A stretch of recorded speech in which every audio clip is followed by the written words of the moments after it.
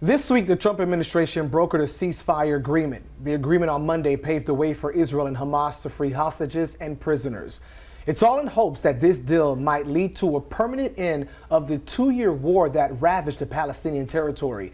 The deadly fight started when Hamas attacked the Nova Music Festival, killing more than 300 people and took hostages.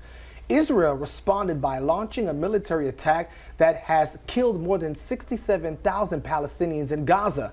That brings us to today. One man who was at the Nova Music Fest survived and is here to share his story. Joining us now is Yoni Diller. Yoni, thank you so much for being here.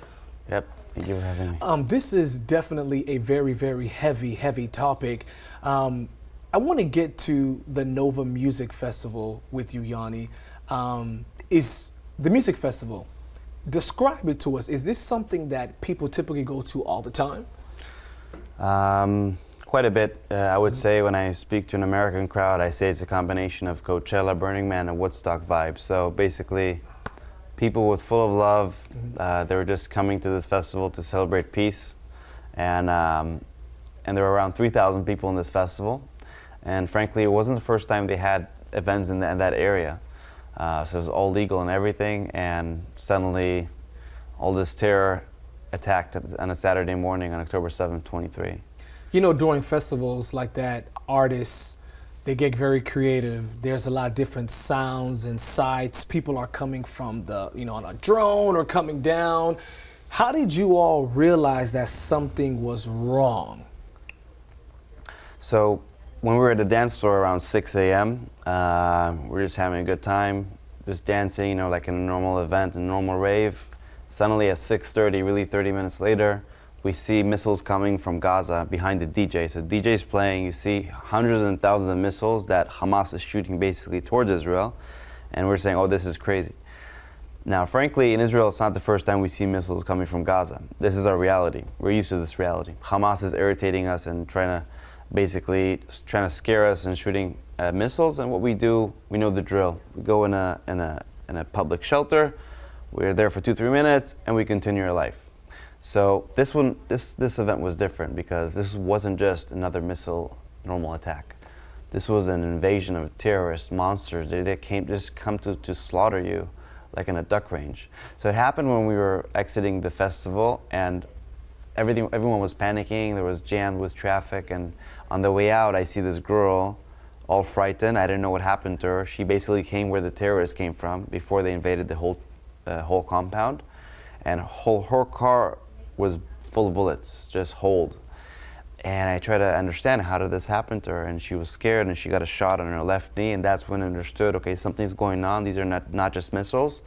Unfortunately, she didn't make it. She was there in the festival. The terrorists came in, they did a 360. She was hiding in this ambulance, and this ambulance had an oxygen tank. So the RPG of the terrorists that shot the ambulance just let on fire. So 18 out of 20 people were burned alive by Hamas terrorists that they did this attack. So Shani did not survive it, but I'm thankful to her because she kind of saved my life. How did she save your life? Because she came from the direction where the terrorists were coming from.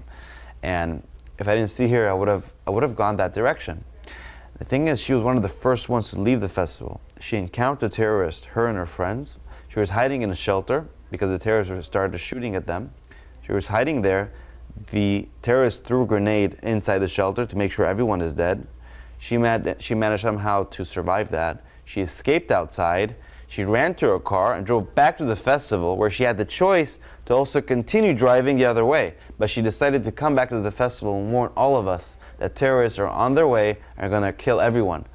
And you should go the other direction. So that's how much of a hero she is. And this is a shirt for her memory. For her memory, okay, gotcha. Don't mind me showing you. Mm-hmm. October 7th, you can see Shani Gabay, that's her name. Wow, yeah, we see her, wow. So I owe her big gratitude, and she deserves all the respect. And absolutely. I really think that I'm here because of her. Speaking of you being here, how did you escape from that horrific event? How did you leave the festival? I mean, were you walking? Were you running? Did you get into a car? It's a bit of a long story, but just to cut it long story short, when we were going on the way out, we saw people. Imagine this is in the middle of the desert. 3,000 people in the middle of a festival trying to have a good time. You see hundreds of missiles in the air that became thousands of missiles. You're going out, you see this girl shot, and her whole car is full of bullets, and you see people running for their lives, and you don't understand what's happening. And you just take instant decision to just go to the open fields and try to assess our location. Suddenly, behind all these people, you see terrorists with their machine guns on white Toyota trucks. They're shooting everyone like in a duck range. Hundreds of terrorists coming in. Now, I'm not sure if these terrorists knew this festival was happening, or was it like kind of a surprise for them. They were lucky to see innocent people that couldn't defend themselves. So the fact that I saw these people running from this terrorist, and I saw that only for 2 seconds. If you were too curious to see that, you would be dead on the spot. So I was lucky to have this. There was this valley where we were hiding, with trees and bushes. We were just hiding there, me and the other ravers, and just putting our head down. And at some point, the terrorists, when they came closer, they started shooting everywhere. So bullets were flying on top of my head, next to my ears, and we're just crawling ourselves out to escape that and go the other direction. I didn't know where to go, but I knew I'm not going to go where the missiles are coming from. I'm not going to go where I hear the fire. So we went towards this village called Patish.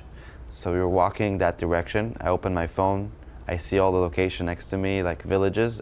Apparently most of these villages got invaded by terrorists, but this one village that I noticed, which I did not know this village before. Patish, you said. That's Patish, P-A-T-I-S-H, small village, and we started walking that direction. Eventually we were walking for like nearly 5 hours with no food, no water, in the desert with no help. After the attack, so you're walking about 5 hours. 5 hours escaping the attack. Escape, wow. And behind us we see all this smoke of like white smoke and black smoke, like World War III, you know, from the Nova Festival, because they were burning cars and they're shooting everyone they saw there. They're raping women and men. Hamas. They've done things that ISIS didn't do. And that's the monsters we have on the other side. Wow. And, so you get to this village, you all finally get help. At this point, are you processing what just happened? Or are you still like on some type of adrenaline trying to save yourself? Right now I'm just focused on just surviving and saving myself. Eventually, I've survived it. I was in the right place in the right time, but there are people that weren't lucky. So I'm here to share their voice, and I've lost 5 of my good friends. Didn't make it. But I've heard terrible stories because it wasn't just me, it was other people as well. So you hear people that, I met a girl that she told me that she saw her friends being raped in front of her, and she couldn't do anything to save her friend, because if she did, she would be exposed and they would do the same thing to her.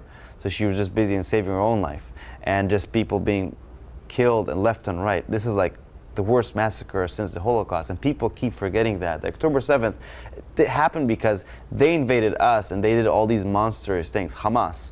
And that's what they're actually doing to their own people in Gaza, the Palestinians. They're doing it, and they're doing the genocide over there. And that's what people should know, and they keep forgetting. So my mission is to combat misinformation, because I've seen people that keep forgetting that this is what happened. So you're on a mission now. So obviously you've shared your story with a lot of people. You go to college campuses, you go around and you're sharing. What are you hoping to get or to let the audience know? I've spoken to all these campuses like Harvard, Yale, Princeton, MIT, and I've seen all these riots. They claim it's for Gaza, and they claim they're not anti-Semitic.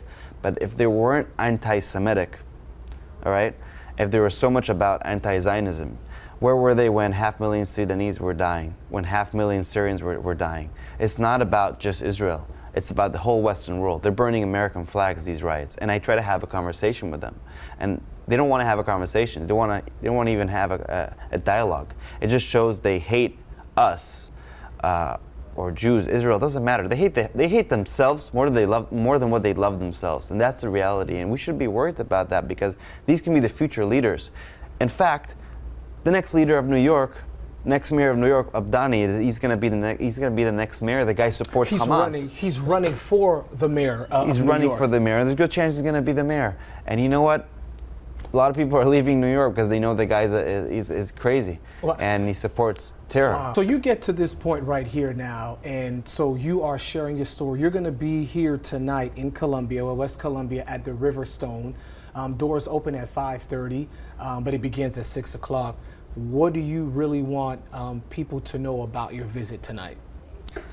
I just want people to listen and understand. I want people to be informed from someone who witnessed a terror attack and a massacre.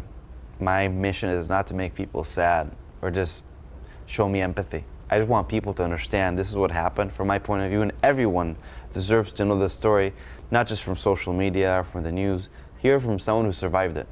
And I think that has a lot of meaning. And they can share these stories, and they can keep they can keep being supportive. They can show solidarity, and maybe I can show that. And it's very important what's happening right now in the ceasefire, where our hostages are back and we're super happy, but there's still 24 dead soldiers from our side in Gaza that Hamas is not releasing back, meaning they're breaking their promise in the deal, and these soldiers should be buried respectfully in Israel.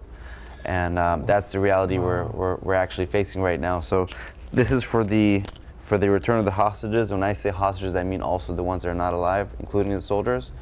And hopefully they can be back as soon as possible. And I think the word peace is not the perfect word. I think in normalization. We're getting into normalization. What do you mean normalization? Normalization is when Hamas is not in power.